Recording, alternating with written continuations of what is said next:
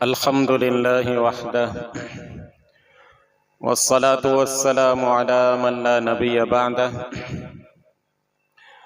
أما بعد فأعوذ بالله من الشيطان الرجيم بسم الله الرحمن الرحيم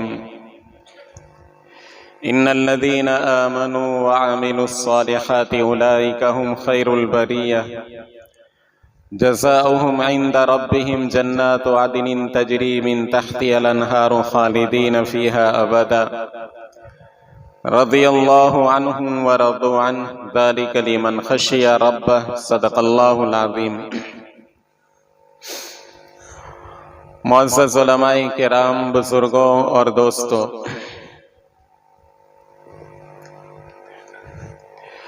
اللہ پاک کی بے شمار مخلوقات ہیں۔ ان میں سے بعض مخلوق بڑی عظیم ہے، اپنے فائدے کے اعتبار سے، جثے جسامت کے اعتبار سے، قدامت کے اعتبار سے۔ یہ اللہ کی پھیلی ہوئی زمین، یہ بلند آسمان اور ان زمین و آسمان کے درمیان میں گردش کرنے والے، فضا میں گردش کرنے والے یہ سیارے، یہ اللہ کی بڑی بڑی مخلوقات ہیں۔ ان کی جسامت دیکھنے جائے عقل حیران رہ جاتی ہے۔ یہ سورج جو ہمیں سائز میں ایک والی بال جتنا نظر آتا ہے، سائنسداں کہتے ہیں کہ یہ ہماری زمین سے 13 کروڑ گنا بڑا ہے، کیونکہ اربوں اور کھربوں میل ہم سے دور ہے، اس وجہ سے ہمیں اتنا چھوٹا نظر آتا ہے، لیکن سائز اس کا اتنا بڑا ہے کہ ہمارے جیسی 13 لاکھ زمینیں اس میں سما جائے، زمین سے 13 لاکھ گنا بڑا ہے۔ اتنی یہ اللہ کی ایک مخلوق ہے جو ایک معمولی سا ہمیں نظر آتا ہے، اور اتنے کتنے سیارے فضا کے اندر معلق ہیں، اللہ ان کو تھامے ہوئے ہیں۔ کلن فی فلک یسبحون، ہر ایک اپنے محور میں گردش کر رہا ہے۔ تو یہ اللہ کی ایک مخلوق کے میں نے سائز بیان کی۔ اللہ کی ایسی ہزارہ مخلوقات ہیں، پھر ان مخلوقات میں اللہ پاک نے جو ہیں وہ بعض مخلوق جمادات میں سے بنائی، بعض نباتات میں سے بنائی، بعض حیوانات میں سے بنائی، اور ان حیوانات میں سب سے قیمتی جو ہے مخلوق اگر کوئی ہے تو وہ انسان ہے۔ قرآن کریم میں اللہ نے ان ساری مخلوقات کا متعدد جگہ پر مختلف پیرایوں میں ذکر کیا ہے۔ زمین کا ذکر کیا، آسمان کا، سیاروں کا، اور اسی طریقے سے فضائی جو نظام ہے اللہ کا اس کو بیان کیا، درخت ہیں، اور اسی طریقے سے یہ حجر ہیں، پہاڑ ہیں، سب کو بیان کیا۔ لیکن ان ساری مخلوقات میں اللہ کے یہاں سب سے باوقت اگر کوئی مخلوق ہے تو اللہ فرماتے ہیں لَقَدْ خَلَقْنَا الْإِنسَانَ فِي أَحْسَنِ تَقْوِيمٍ۔ اللہ کے یہاں سب سے باوقت، عظیم المرتبت اگر کوئی مخلوق ہے تو وہ حضرت انسان ہے۔ اب انسانوں کے اندر 2 تقسیم اللہ نے فرمائی، اور کوئی تقسیم نہیں۔ ایک انسان ہونے کے ناطے، حضرت آدم علیہ السلام کے اولاد ہونے کے ناطے سارے انسان برابر ہیں، ایک ہی ماں باپ کی اولاد ہیں۔ لیکن اللہ کے یہاں جو تقسیم ہے بندوں کے رتبوں کے اعتبار سے، انسانوں کے مقام کے اعتبار سے اللہ نے 2 ہی تقسیم کی۔ خلقکم فمنکم کافر ومنکم مومن۔ اللہ نے تمہیں پیدا کیا، تم میں سے بعض مومن ہیں، بعض کافر ہیں۔ اللہ کے یہاں یہی 2 تقسیم ہیں، اور کوئی تقسیم نہیں کہ گانچی، پٹھان، فلانے فلانے فلانے فلانے۔ اللہ کے یہاں بس صرف یہ 2 تقسیم ہیں۔ اور پھر اللہ نے ان میں بہتر کون اور بدتر کون اس کا بھی فیصلہ قرآن میں کر دیا. ان الذین کفروا من اہل الکتاب والمشرکین فی نار جہنم خالدین فیہا اولئک ھم شر البریہ، کہ جو کافر ہیں چاہے وہ اہل کتاب ہے مشرکین ہو کوئی بھی ہو، اللہ کی مخلوق میں سب سے بدترین مخلوق ہے. اور اس کے بالمقابلے میں ان الذین آمنوا وعملوا الصالحات اولئک ھم خیر البریہ، جو ایمان والے ہیں اور جن کے کردار اچھے ہیں اللہ کی مخلوق میں سب سے بہتر مخلوق ہیں وہ. تو گویا اللہ کی مخلوق میں سب سے بہتر اگر کوئی مخلوق ہے اس کے مقابلے میں، چاہے اس کا مقابلہ جو ہے وہ سورج سے کیا جائے، چاند سے کیا جائے، سمندر کی لہروں سے کیا جائے، باغوں کی بہاروں سے کیا جائے، ان سب کے مقابلے میں، ان ساری مخلوق کے مقابلے میں اللہ کے یہاں باوقعت اور اللہ کے یہاں بہتر اگر کوئی مخلوق ہے تو وہ ایمان والے ہیں کہ جو نیک کردار کے حامل ہیں. ان الذین آمنوا وعملوا الصالحات اولئک ھم خیر البریہ، اللہ کی مخلوق میں سب سے بہترین مخلوق ہے. اور قرآن میں اللہ نے دوسری جگہ بھی بار بار متعدد جگہ ارشاد فرمایا کنتم خیر امہ، پھر ان انسانوں میں ایمان والوں میں یہ آخری امت حضرت محمد مصطفیٰ صلی اللہ تعالیٰ علیہ وسلم کی امت، ان کو خصوصی اعزاز بخشا. کنتم خیر امت اخرجت للناس، کہ تم بہترین امت ہو جو لوگوں کے لیے نکالے گئے ہو. بہترین امت اس کو کہا گیا. اور اس امت کا مقام اور ذمہ داری بھی اللہ نے بتلائی. کنتم خیر امت اخرجت للناس، تم بہترین امت ہو اللہ کے یہاں، اگلی ساری امتوں میں سب سے بہتر. اللہ کے رسول صلی اللہ تعالیٰ علیہ وسلم نے فرمایا انتم خیرها واکرمها علی اللہ، ساری امتوں میں سب سے بہتر اللہ کے یہاں سب سے معزز. انتم تتمون 70 امہ، 70 امتوں کا تتمہ اور نچوڑ اور خلاصہ ہو تم. یہ امت محمدیہ علی صاحبہا الف الف صلوات کے بارے میں کہا اللہ کے رسول صلی اللہ تعالیٰ علیہ وسلم نے. تو اللہ کا ہم جتنا شکر ادا کرے کم ہے کہ ایک تو اللہ کے بندوں میں سے خلقکم فمنکم کافر ومنکم مومن، بہترین گروہ میں اللہ نے بنایا، ایمان والا بنایا. اور حضرت محمد مصطفیٰ صلی اللہ تعالیٰ علیہ وسلم کی امت کے اندر ہم کو پیدا کیا کہ جس امت کو اللہ نے کنتم خیر امہ، بہترین امت کا خطاب دیا. اخرجت للناس، لوگوں کے لیے نکالے گئے ہوں، لوگوں کی امامت کے لیے، قیادت کے لیے. یہ امت اس لیے نہیں اٹھائی گئی کہ وہ اور امتوں کے سامنے ان کے در پر جو ہیں وہ اپنے حقوق کی بھیک مانگے اور امتوں کے سامنے جھک کر رہیں. یہ امت اس لیے نہیں بنائی گئی کہ اس کا کوئی لیڈر نہ ہو، کوئی دھنی نہ ہو، کوئی قائد نہ ہو، وہ بس ایک جو ہے وہ کیا ہے بکریوں کے اور بیڑوں کے ریوڑوں کی طرح چلتی جائے، ان کا کوئی قائد کوئی رہنما نہ ہو. یہ امت اس لیے نہیں اٹھائی گئی. اور محمد الرسول اللہ صلی اللہ تعالیٰ علیہ وسلم نے اپنی جان کی بازی اس امت کو وجود میں لانے کے لیے صرف اسی لیے نہیں لگائی کہ خود قرآن کہہ رہا ہے لعلک باخع نفسک علی آثارہم ان لم یؤمنوا بہذا الحدیث اسفا، کہ شاید اگر یہ لوگ ایمان نہ لائے تو پچھتا پچھتا کر شاید آپ اپنی جان دے دیں گے. آپ کو اتنا فکر ہو رہا ہے، آپ نے اپنی جان کی قربانی دے کر، اپنے اہل و عیال کی قربانی دے کر، اپنے خاندان کی قربانی دے کر اس امت کو اٹھایا ہے. یہ امت بڑی قربانیوں کے بعد وجود میں آئی ہے. اور جب یہ امت وجود کے اندر آئی، دنیا میں انسان اس قابل ہوئے کہ وہ انسان کہلائے. ورنہ آپ کے آنے سے پہلے، آپ کی بعثت سے پہلے پوری دنیا کا جو حال تھا کہ انسان کو انسان کہنا مشکل تھا. ایک جنگل راج پوری دنیا کے اندر قائم ہو چکا تھا.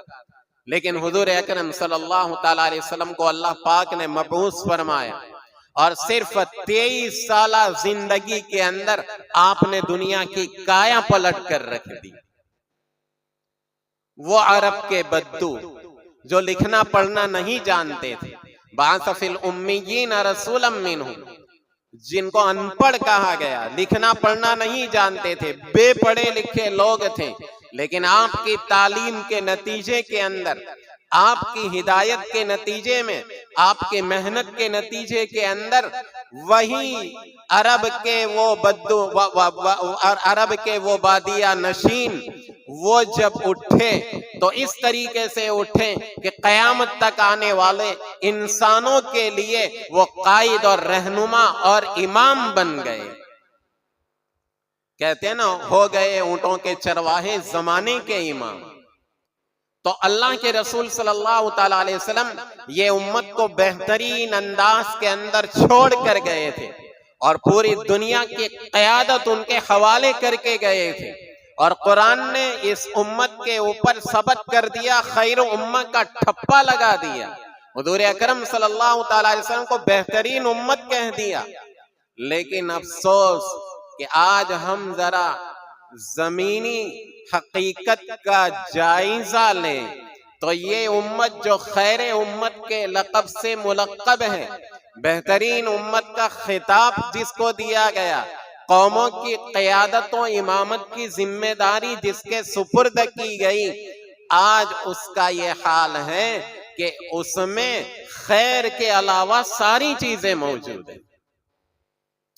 اگر کوئی چیز نہیں تو وہ خیر نہیں. بڑا افسوس ہوتا ہے کہ وہ امت جس کے ذمے قیادت ڈالی گئی، قوموں کی امامت کی ذمہ داری حوالے کی گئی، لیکن آج اس کے افراد نے یہ امامت کی صلاحیت کو ختم کر دیا، جس کے نتیجے کے اندر یہ امت ذلیل و خوار ہو کر زندگی گزار رہی ہے. ورنہ تو اللہ کے رسول صلی اللہ تعالی علیہ وسلم نے بہت بلند مقام کے اوپر اس امت کو لا کر چھوڑا تھا. حضرت بلال حبشی رضی اللہ تعالیٰ عنہ، افریقہ کے جو ہیں وہ سیاہ فام غلام، آپ کی تعلیم اور آپ کی صحبت کے نتیجے کے اندر ان کا مقام کیا ہے؟ حضور حضرت بلال کو پوچھ رہے ہیں، بلال تیرا کیسا عمل ہے کہ تیرے پاؤں کے کھڑاؤں کی، تیرے جوتوں کی آہٹ میں جنت میں اپنے آگے سن رہا ہوں. یہ ان کا مقام تھا. قرآن نے جن کو رضی اللہ عنہم ورضوا عنہ کہہ دیا، اللہ ان سے راضی ہو گئے، وہ خدا سے راضی ہو گئے. اللہ پاک نے اتنے بلند مقام پر اس امت، اتنا بلند مقام اس امت کو عطا کیا، لیکن ہم نے اپنی بدعملیوں کے نتیجے کے اندر یہ امامت و قیادت کا حق کھو دیا، جس کی بنا پر آج پوری دنیا کے اندر ذلیل و خوار ہے، پریشان ہے، ہر ایک اپنے ہمیں دبانے کی کوشش کر رہا ہے. کیوں؟ اس وجہ سے کہ وہ خیر امت کے جو اوصاف، جس کی بنا پر وہ اچھے اوصاف، وہ ویلیوز اور وہ اچھے اخلاق اور وہ اقدار، وہ اخلاقی قدریں جو اس امت کے اندر پائی جاتی تھی، دھیرے دھیرے ان سب سے ہم نے دامن جھاڑ کر اپنے آپ کو بالکل کوڑا کر لیا. لہذا ضرورت ہے اس بات کی کہ وہ اوصاف، وہ اخلاقی قدریں اور وہ اعلیٰ صفات، وہ ایمانی صفات، وہ ایمانی قدریں جو صحابہ کرام اور سلف لیے ہوئے تھے، جس کی بنا پر انہوں نے پوری دنیا کی امامت کی، پوری دنیا کے اندر ان کی حکومت کا ڈنکا بجا، پوری دنیا کے اندر ان کا سکہ جمع بیٹھا، اور آج تک ان کی حکومت کے آثار جو ہیں وہ موجود ہیں. بڑا افسوس ہوتا ہے کہ جہاں کہیں بھی اللہ کی توفیق سے کہیں بات کرنے جانے کے موقع ملتا ہے تو مختلف قسم کے لوگ جو ہیں وہ باتیں رکھتے ہیں. مولوی صاحب ذرا اس پر بات کرنا، صفائی پر بات کرنا. ہماری قوم کے اندر صفائی نہیں ہے. مولوی صاحب ذرا جھوٹ پر بات کرنا. جھوٹ بولنے کی لوگوں کو بہت عادت ہے. مولوی صاحب ذرا دھوکہ دینے کی اور الو بنانے کے متعلق وعیدیں ہوں تو وہ بتلانا. یہاں لوگ ٹوپیاں بہت پہناتے ہیں. مولوی صاحب ذرا حرام حلال کمائی کی فضیلت اور حرام سے بچنے کی تاکید کے اوپر بات کرنا. یہاں لوگوں میں معاملات میں بڑی گڑبڑی ہے. مولوی صاحب سود کے اوپر بات کرنا، ہماری قوم کے اندر سود بہت آ گیا ہے۔ اب عقل حیران رہ جاتی ہے کہ تن ہما داغ داغ شد پنبا کجا کجا بینے ہم۔ اس امت کا پورا جو ہے وہ کیا ہے، جسم گویا ہر عضو کے اوپر ایک پھوڑا ہے، کس پھوڑے کا علاج کیا جائے، کس کو چھوڑا جائے۔ لہذا محترم دوست اور بزرگوں، ذرا ہم میں سے ہر ایک کو اپنا جائزہ لینے کی ضرورت ہے کہ خیر امت کے جو اوصاف ہونے چاہیے کہ ایمان میں کمال، کہ میرا ایمان پہاڑ سے زیادہ مضبوط ہو، زمانے کے حالات کیسے بھی ہو جائے مجھے اپنے ایمان کے اوپر مضبوط رہنا ہے، اور دین کی باتیں، اللہ اور اللہ کے رسول کی باتوں پر مجھے عمل کرنا ہے، چاہے فضا مناسب ہو یا نہ ہو، ماحول میرا ساتھ دے رہا ہو یا نہ دے رہا ہو، مجھے حضور اکرم صلی اللہ تعالیٰ علیہ وسلم کی سنتوں کے اوپر عمل کرنا ہے، چاہے زمانہ میرا مذاق اڑائے تو اڑائے، کیونکہ میرا رشتہ اس فنا ہونے والے زمانے سے نہیں، محمد الرسول اللہ صلی اللہ تعالیٰ علیہ وسلم کی ذات سے ہے۔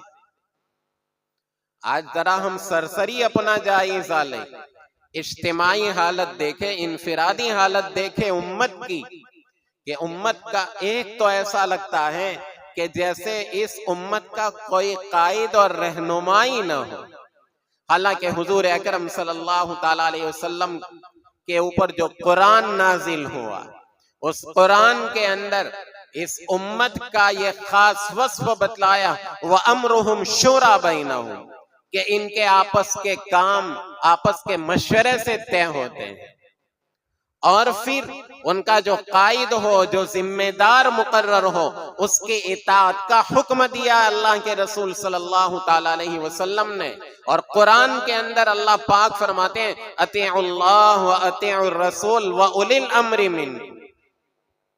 لیکن ہمارے امت ہر ایک اپنا امام خود بنا بیٹھا ہے، میں کسی کی بات کو مانوں گا نہیں، کیوں؟ کیونکہ میرے مزاج کے مناسب نہیں، میرے مزاج کے مطابق نہیں، جس کے نتیجے کے اندر امت میں اختلاف، انتشار، اور گویا ایک جو ہے وہ کیا ہے، سمجھو کہ گویا ایک ٹولہ حکومت ہے، کہ ایک ٹولہ کسی طرف ہو گیا بس اسی کی چلے گی، ایک ٹولہ ادھر ہو گیا اس کی چلے گی، ایک ٹولہ ادھر ہو گیا اس کی چلے گی، کوئی قائد اور رہنما نہیں۔ محترم دوستوں اور بزرگوں، تو سب سے پہلے تو ہمارے اندر اجتماعیت ہو، کہ بھئی ہمارا قومی صدر یا ہماری جماعت کا صدر یا ہمارے علماء یا ہماری ذمہ دار جماعت جو بات طے کرے، جو اصول طے کرے ہمارے معاشرے کے لیے، وہ پتھر کی لکیر ثابت ہوگی، اس میں سے ہر ایک کو عمل کرنا ہوگا۔ ہاں، شریعت کے خلاف نہ ہو وہ بات الگ ہے، جب شریعت میں اس کی گنجائش ہے، ہماری قوم کی طرف سے، ذمہ داروں کی طرف سے بہت سی جگہوں کے اوپر پنچ ہوتی ہے، اور اسی طریقے سے صدر ہوتا ہے، تو بھئی ہماری پنچ نے جو طے کر دیا، جو قانون پاس کر دیا، اب اس کے خلاف کوئی ہوگا نہیں۔ اجتماعیت ہمارے اندر اگر ہوگی تو کام بڑا آسان ہو جائے گا، اور ہمارا وزن جو ہے وہ باقی رہے گا۔ اور اگر ہم نے آپس میں اختلاف کیا، انتشار کیا، خاندانوں میں بٹ گئے، برادریوں میں بٹ گئے، جماعتوں میں بٹ گئے، الگ الگ حلقوں کے اندر بٹ گئے، تو پھر ہمارا کوئی وزن نہیں، اور اس جماعت کی کوئی حیثیت نہیں ہوگی۔ تو سب سے پہلے تو اپنے اندر اجتماعیت پیدا کیجئے، اور ہماری اجتماع کی سب سے بڑی بنیاد، اصل بنیاد لا الہ الا اللہ محمد الرسول اللہ ہے، کہ ہم میں سے ہر ایک مومن ہے، ہر ایک مومن ایک دوسرے سے جڑا ہوا ہے۔ اللہ کے رسول صلی اللہ تعالیٰ علیہ وسلم نے فرمایا مثل المؤمن للمؤمن کالبنیان یشد بعضہ بعضا وشبک بین اصابعہ۔ اللہ کے رسول صلی اللہ تعالیٰ علیہ وسلم نے فرمایا ایمان والوں کے ایک ایمان والے کے دوسرے ایمان والے کے ساتھ محبت، مودت، تعلق کی مثال آپ نے بتلائی، کالبنیان، عمارت کی طرح ہے، یشد بعضہ بعضا، کہ عمارت کا ایک حصہ دوسرے حصے سے جڑ کر مضبوط بناتا ہے۔ یہ عمارت آپ دیکھتے ہیں، اگر اس کو 50-100 آدمی بھی دھکا لگائے یہ ٹس سے مس ہونے والی نہیں ہے. کیوں؟ یہ اس کے اجزاء آپس میں جڑ گئے، ورنہ اس کے اجزاء کیا ہیں؟ ریت ہیں، بالو ہیں، اینٹیں ہیں، لوہے کے سلیے ہوں گے، کپچی ہوگی، سیمنٹ ہوگا. سیمنٹ کو پھونک مارو اڑ جائے گا، بالو کو پھونک مارو اڑ جائے گا، اینٹ کو پھینکو ٹوٹ جائے گی. ایک سلیے کو ایک آدمی معمولی سی طاقت والا موڑنا چاہے گا، مڑ جائے گا. لیکن یہی سب اجزاء جمع ہو گئے، جب ایک جان اور ایک قالب بن گئے، سب جمع ہو گئے، تو اب بڑے سے بڑے بہادر بھی اس کو اپنی جگہ سے ہٹا نہیں سکتا. اگر ہمارے اندر اجتماعیت ہوگی، کوئی ہمیں رام نہیں کر سکتا، کوئی ہمیں جھکا نہیں سکتا، کوئی ہمیں ذلیل و خوار نہیں کر سکتا. تو اپنے اندر اجتماعیت جو ہے وہ پیدا ہو. اور میں خاص کر کے نوجوانوں سے کہوں گا کہ نئے میرے نوجوانوں، آپ آئندہ کی امت ہو، آپ نئی نسل وہی آئندہ کی امت ہو. ذرا اپنے اندر ایمانی اخلاق کو پیدا کرے، ایمان کے صفات پیدا کرے، اللہ اور اللہ کے رسول صلی اللہ تعالی علیہ وسلم کی اطاعت کا جذبہ پیدا کرے. حضور اکرم صلی اللہ تعالی علیہ وسلم کے بارے میں قرآن نے کیا کہا؟ آج ہم میں سے خاص کر کے نوجوان جو ہیں، وہ ایک نوجوانی کا جوش ہوتا ہے اور گرم خون ہوتا ہے اور جذبات ہوتے ہیں، طاقت ہوتی ہے. لہذا وہ نوجوان جلدی چاہتا نہیں کہ وہ کسی کے تابع بن کر زندگی گزارے. یاد رکھیے کہ آپ کا یہ ابلتا ہوا خون اور یہ آپ کے جوان جذبات، اگر خدا نہ خواستہ آپ نے ان کی پیروی کی اور اپنے آپ کو کسی کا تابع نہیں بنایا آپ نے، تو آپ کو یہ راستے سے بھٹکا دے گی. آپ کے لیے زندگی گزارنے کا نمونہ حضور اکرم صلی اللہ تعالی علیہ وسلم کی ذات ہے. اللہ کے رسول صلی اللہ تعالی علیہ وسلم کے بارے میں قرآن نے فرمایا لَقَدْ كَانَ لَكُمْ فِي رَسُولِ اللَّهِ أُسْوَةٌ حَسَنَةٌ. آج ہمارے نوجوان مختلف قسم کو، مختلف جو ہیں وہ کیا ہیں، شخصیتوں کو اپنا آئیڈیل، نمونہ، سیمپل بناتی ہے.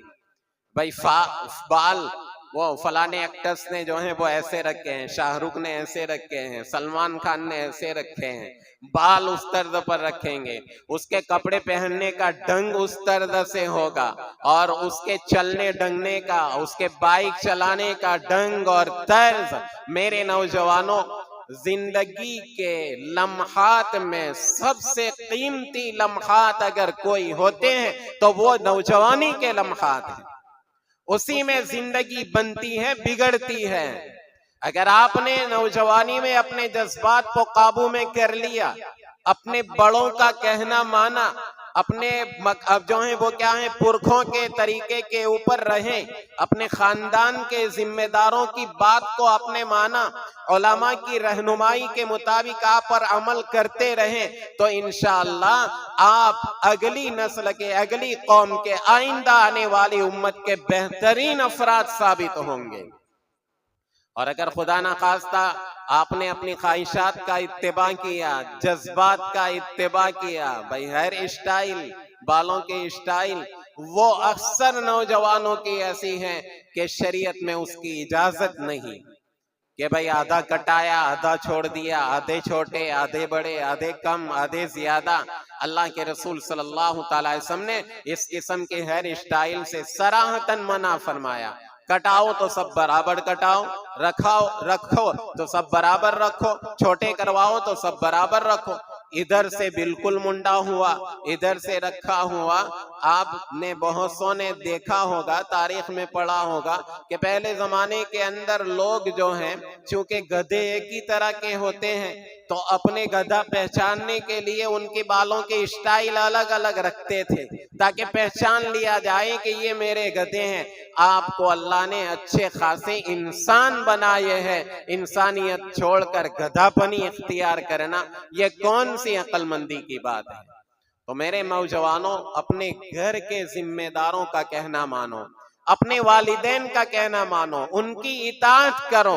اللہ کے رسول صلی اللہ تعالی علیہ وسلم نے قیامت کی نشانیوں میں سے بتلایا ہے کہ اقصى اباہ و ادنا صدیقہ و اقصى اباہ، کہ قیامت کے قریب قریب کی آپ نے جو نشانیاں بتلائی وہ کہ دوستوں سے قریب ہوگا اور اپنے باپ سے دور ہوگا۔ آج اکثر نوجوانوں کے اندر یہ مرض ہے، کھانے بیٹھا ہے، باپ نے کوئی کام بتایا ہے، دوست کا فون آیا، ہاں آیا، ابھی آیا، کھانا چھوڑ دے گا، پینا چھوڑ دے گا، والدین کی خدمت چھوڑ دے گا، کیوں؟ دوست کا فون آیا ہے۔ حالانکہ قرآن کریم کے اندر اللہ پاک فرماتے ہیں الاخلاء یومئذ بعضهم لبعض عدو الا المتقین، کہ قیامت کے دن یہ جو دنیاوی دوست ہوں گے نا، محض دنیاوی اغراض کی وجہ سے جن میں دوستی ہوگی، کہ اس کی وجہ سے اللہ کے احکام کو توڑیں گے، والدین کی نافرمانی کریں گے، ایسے دوستوں کے بارے میں اللہ فرماتے ہیں قیامت کے دن یہ ایک دوسرے کے دشمن ہوں گے، وہاں پر ایک دوسرے سے دور دور بھاگیں گے، ایک دوسرے سے اپنا حساب کتاب چکائیں گے۔ ارے فلانے وقت میں نے تجھے کھلایا تھا پتہ ہے، فلانے وقت میں نے تجھے دیا تھا، فلانے وقت بائک دی تھی، بھئی وہ تو نے ایسی ہی دی تھی، نہیں، یہاں حساب چکانا پڑے گا، وہاں پر وہ ایک دوسرے کے دشمن ہو جائیں گے۔ لہذا اپنے والدین کو فوقیت دیجئے، ان کی اطاعت کیجئے، دوست رکھیے تو ایسے دوست رکھیے جو آپ کے دنیا اور آخرت دونوں کو سنوارے، نہ یہ کہ دونوں کو برباد کرے۔ عام طور پر ایک ہر جگہ کے جوانوں کے اندر ایک مرض ہے رات دیر تک جاگتے رہنے کی، پتہ نہیں شاید وہ نصیحت کے طور پر بعد نظموں میں کہہ دیا جاگ امت مسلم جاگ امت مسلم جاگ، تو اب بیچارے نوجوانوں نے شاید سمجھ لیا کہ بھئی سونا نہیں، جاگتے رہو صبح تک۔ بھئی وہ جو جاگنے کا کہا ہے وہ جاگنا الگ ہے، اور یہ راتوں کی بیداری اور اجاگرے سے اس کا کوئی تعلق نہیں۔ محترم دوستوں اور بزرگوں، ہم اپنی بربادی کا رونا پیٹتے ہیں، مسلمان کمزور ہے، مسلمان ذلیل ہے، یہ ذلت کے سارے سامان اپنے اپنے اعتبار سے مہیا کیے ہیں۔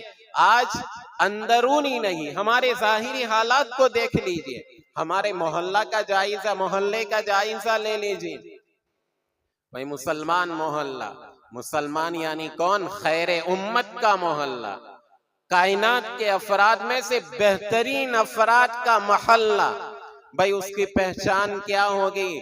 اس کی پہچان یہ ہوگی آگے بکریاں بندھی ہوئی ہوگی، اس کی مینگنیاں پڑی ہوئی ہوگی، آنگن میں کچرا پڑا ہوا ہوگا، گھر کا آنگن صاف نہیں ہوگا، دو چار بچے میلے کچیلے پھر رہے ہوں گے، یہ ہمارے محلوں کی پہچان ہو گئی ہے۔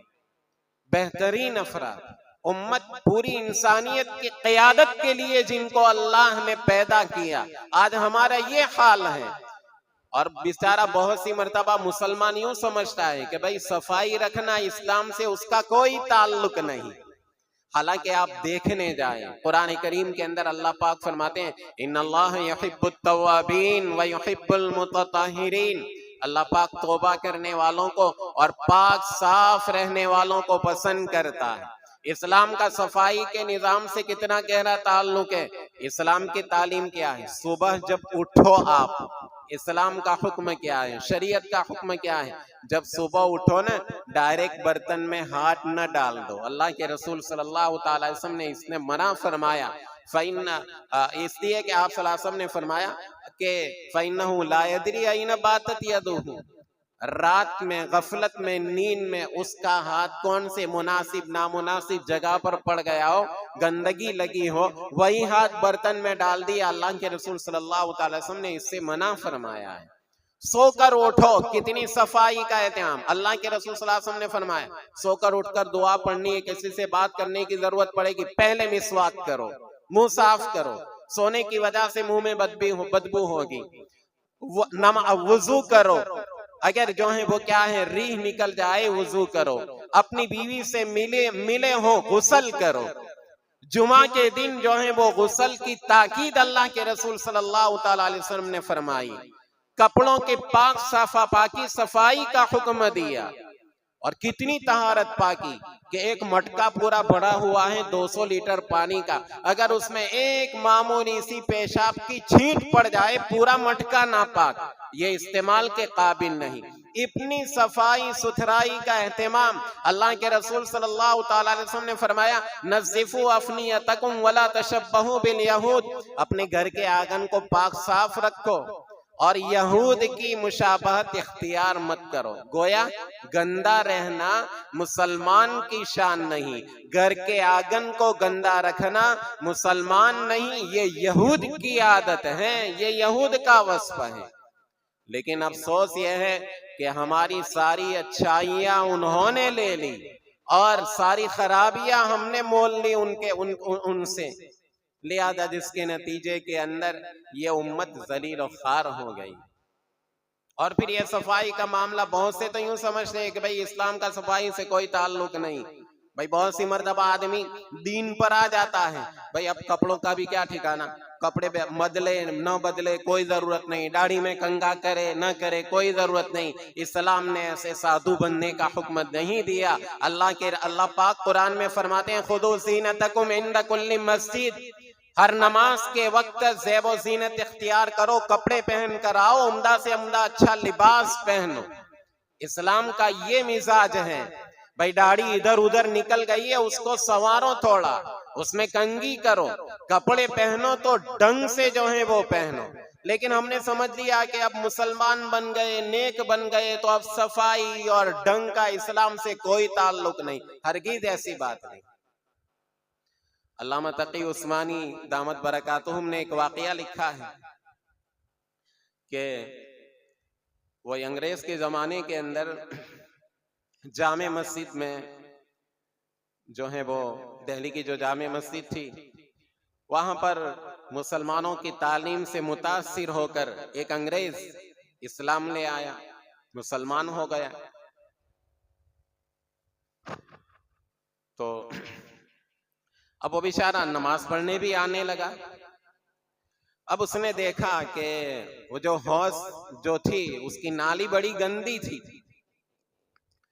تو اس کو دیکھ کر بڑی کڑن ہوتی تھی، یہ نالیوں کا گندا ہونا۔ یہاں تو ماشاءاللہ اب تو کچھ حضرات اچھی توجہ دینے لگے ہیں، آپ کے یہاں تو الحمدللہ ایسی کوئی مسجد کے اندر تو کوئی گندگی نظر نہیں آئی، لیکن بہت سی جگہ مسجدوں کے اندر کہ بھئی مسجد کا وضو خانہ سب سے گندا، ہمارے جو بیچارے پان کھانے والے، گٹکے کھانے والے، پوری دنیا ان کے لیے تنگ ہو جائے گی تو وہ بیت الخلا کا کونا ہی ملے گا پچکاری مارنے کے لیے، یا حوض کی نالی ملے گی وہیں پچکاری ماریں گے۔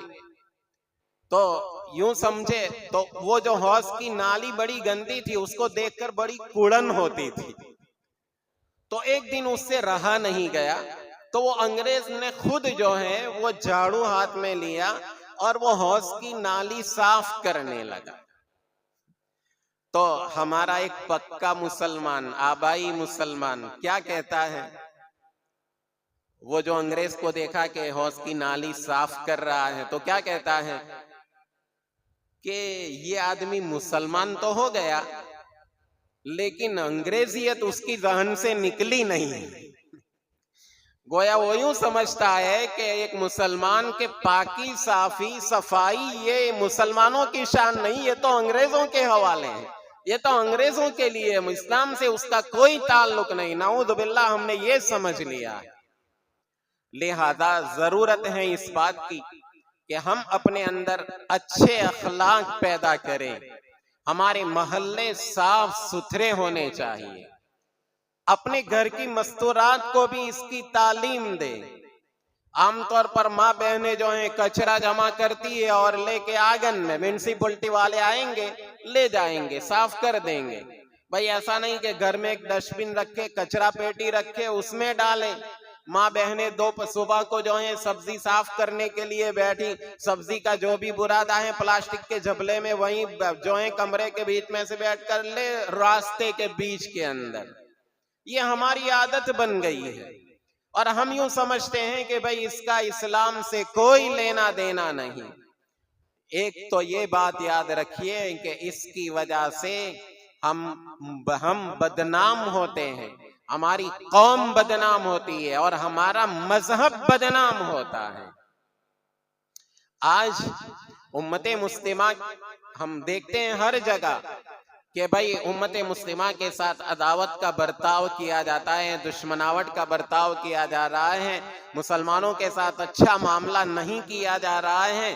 وہاں جہاں ایک وجہ جو ہے وہ اسلام دشمنی ہے، لیکن ساتھ ساتھ اس کے یہ ہم اپنے آپ کو بے قصور نہیں ٹھہرا سکتے کہ اس کے ساتھ ساتھ ہماری بدعملی کو بھی بڑا دخل ہے اس کے اندر، کہ ایک مسلمان کے محلے ایک مسلمان لڑکا جو ہے وہ گزر رہا ہے کسی جگہ سے، اور خدا نخواستہ کسی سے اس کو کسی سے ٹکر لگ گئی، اب جان بوجھ کر بیچارے نہیں لگے نا، ایکسیڈنٹلی لگ گئی، اتفاقی لگ گئی، تو ہمارے نوجوان یا ہمارا لڑکا جو ہے وہ اس کی زبان سے تقریباً 1.5-2 من کی سب سے پہلے گالی نکلے گی، کہ گالی بول کے کہے گا دیکھتا نہیں ہے، یہ وہ بیچارہ وہیں ڈر جائے گا، سمجھ جائے گا کہ بھئی یہ تو مسلمان ہے، اس سے دور رہو۔ مسلمانوں کے بچوں کی شرارتوں کے نتیجے کے اندر بہت سی جگہ مسلمانوں کو مکانات نہیں دیے جاتے۔ کیوں بھائی؟ مسلمانوں کے بچے شور مچاتے ہیں، مسلمانوں کے بچے کسی کی سائیکل کی ہوا نکال دیں گے، کسی کا اسکوٹر پنچر کر دیں گے، کسی کا اچھا خاصا نیا بیچارہ بائک لے کر آیا اس پر اسکریچ لگا دیں گے۔ یہ ہماری بدعملیوں کے نتیجے کے اندر ہم سے عداوت ہو رہی ہے، لہذا ضرورت ہے اس بات کی کہ حضور اکرم صلی اللہ تعالی علیہ وسلم جن اخلاق کے اوپر امت کو چھوڑ کر گئے ہیں ان اخلاق کو ہمیں اپنانے کی ضرورت ہے، کہ ہم میں سے کسی کو کسی سے کوئی تکلیف نہیں پہنچے۔ المسلم من سلم المسلمون من لسانہ ویدہ، مسلمان وہ ہیں کہ جس کے ہاتھ اور زبان سے مسلمان صحیح سالم رہے۔ لیکن آج کہ ہم بھائی ایک جو ہے وہ کیا ہے، گویا ایک دادا گیری والا مزاج بن گیا ہے ہمارا، کون کہنے والا ہے مجھے، کون کہے گا مجھے، کون دبا سکتا ہے۔ یہاں میں کہیں مجھے کھڑے رہنے کی ضرورت پڑی اور بائک کو تو انسنٹ میں نے رکھ دی، کہیں بھی میں دیکھوں گا نہیں گزرنے والوں کو تکلیف ہوگی یا نہیں۔ میرا دوست راستے میں مل گیا، بات کرنے کے لیے میں کھڑا ہو جاؤں گا، ہاں ہاں ہی کیسا ہے، وہ پیچھے لائن لگی ہوئی ہے وہ میں دیکھوں گا نہیں۔ بہت سی مرتبہ بیچارہ پیچھے والا ڈر کے مارے کچھ نہیں بولتا ہے کہ ابھی یہ 1.5 من کی سنائے گا، کچھ کہے گا، اور اس کے نتیجے کے اندر ہم بدنام ہو رہے ہیں، ہماری قوم بدنام ہو رہی ہے، ہمارا مذہب بدنام ہو رہا ہے۔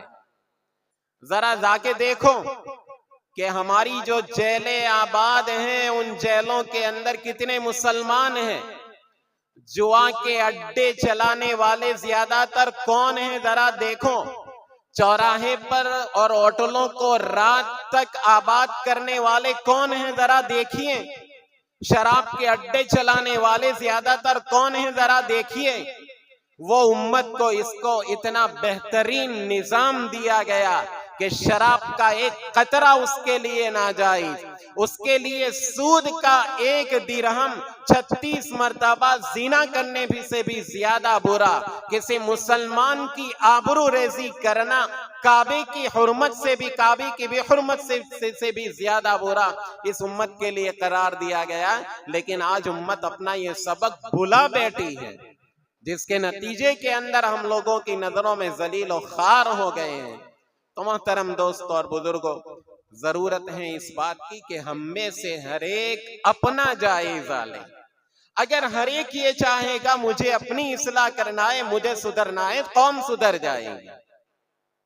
لیکن پھر ایک تکلیف یہ ہے کہ ہم میں سے ہر ایک چاہتا ہے، میں یوں چاہوں گا آپ سدھر جائے، آپ چاہیں گے میں سدھروں، آپ چاہیں گے فلانے سدھرے، آپ چاہیں گے فلانے سدھرے۔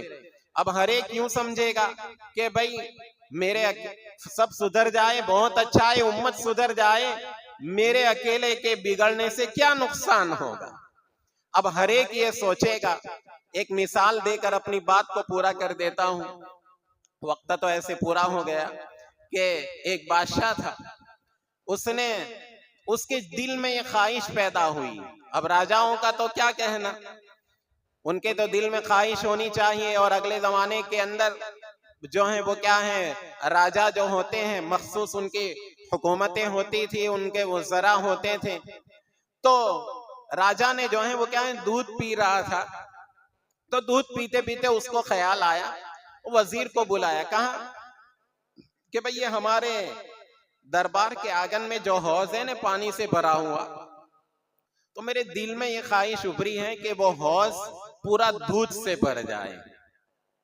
اب وہ پرانے زمانے کی بات ہے، ہمارے زمانے میں ڈیری وغیرہ کا نظام تھا نہیں، ورنہ 2 ٹینکر لے آئے حوض بھر جائے گی. اب وہ پرانا زمانہ تھا، گھر میں بھینسیں بندھی ہوئی رہتی تھی، اور بھینسوں کا دودھ کتنا ہو جو ہے وہ. تو وزیر کو کہا میرا جی یوں چاہتا ہے یہ حوض پوری دودھ سے بھر جائے. تو وزیر نے کہا بہت آسان. کہا کیسے آسان؟ کہا ہمارا گاؤں بہت بڑا ہے، آپ گاؤں کے اندر اعلان کر دو کہ صبح میں ہر آدمی جب اپنا جانور دوہے تو 1 کٹورا بادشاہ کی حوض جو پانی سے بھری ہوئی ہے اس کو خالی کر دیا جائے گا، اس میں ہر ایک کٹورا دودھ ڈال دے. اب ظاہر ہے کہ 15-20 ہزار کی آبادی ہے، 15-20 ہزار گھر ہیں، 1 کٹورا ڈالیں گے تو حوض بھر جائے گی. بادشاہ نے وزیر کی پیٹ تھپ تھپائی، واہ کیا آئیڈیا ہے تیرا، کیا رائے ہے تیری، بڑی پسند آئی. اور اعلان کر دیا گیا کیا کہ بھئی ہر ایک صبح کو اپنا جانور دوہیں تو صرف 1 کٹورا بادشاہ کی حوض میں دودھ ڈال دینا ہے.